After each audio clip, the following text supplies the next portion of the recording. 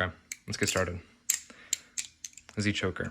If you want to start from upright open grip, you place your ring finger in front, flip it over, and your fingers should look like this. Usually when I have it somewhere near the ends of the handles or somewhere in the middle of the balisong, if you do it near the bottom, it's going to be much more difficult. And if you want to start from ice pick grip, you put your middle finger in front and you just do a fixed ladder. Once you're here, there are two main motions that make the Zchoker happen. The first of which is your hand flipping over. That's what's gonna like start the fan. That's what's gonna initiate that fan to happen. And then pulling your hand backwards, I've noticed for like when you're first learning it, helps because it brings this handle away from the other. So then when you go to do your turning motion, you get closer to that to the T you need to make regular fans. Because at the end of the day, it's just a regular fan. It's just sideways or upside down, depending on the angle you hold it at. So you're going to do both of those motions at the same time, like this. And your balisong should end up looking something like this, with your balisong being above your index finger and below your middle finger. And all it is a fan that's rolling between your middle and index finger. Your fingers aren't doing any of the work. They're just there to stabilize the balisong and to make sure it doesn't fall out of place. So you shouldn't be trying to like squeeze your fingers or move them. It's all in the flick of the wrist and pulling it back like that. And then like when you're first learning it, to get out of it, you can just bring it around and up into an aerial and go from there. But once you want to start actually catching it, it's all just timing. And there's a couple different ways you can catch it. Like you can catch it in the upright, you can catch it on the side, you can catch it in front of you, which is kind of hard to do.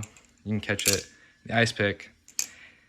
Depending on the way you want to catch it, you have to time it differently and you have to put your hand in a different spot. When it comes to the upright and ice pick, your hand doesn't really leave the balisong. But when it comes to the reverse forward grab and the forward grab, think about it like an aerial. Your hand is going to leave the balisong for a split second and then come back in and grab it at the right time. Even with the other two, you're still letting go for that split second and catching it like that.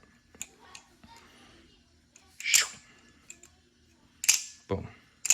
There's not a lot else I can tell you to help you get better at this trick. You're just gonna... Hey, buddy.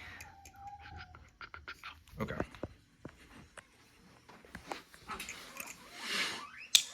Not a lot I can tell you. You're just gonna have to try it over and over again. You're looking for a really specific feeling. And once you find that feeling, you just gotta go after it again, and it'll become really easy muscle memory to the point where you can just like that. Let me think if there's anything else I need to add. It's going to take you a couple days to get it down. This is an intermediate trick, so if you're a beginner, I wouldn't recommend doing this. Oh yeah, it's a nice way to get combos started. It's a nice way to end combos if you do so happen to find yourself in a nice pick grip or an open grip. Nice combo ender, nice combo starter, because you can also, I'm going to detour for a second. When you come out, you can, like when you pull your hand to the side, you can go back in and your fingers will be set up like this, and you'll, like, it's the perfect spot to go into a whip rollover. So you're going down, over, and then back in, and setting your fingers down right there. And you can go like to a thumb chaplain, or as you saw me do earlier, the whip rollover, all that good stuff. So yeah, good combo starter, good combo ender, intermediate rated trick.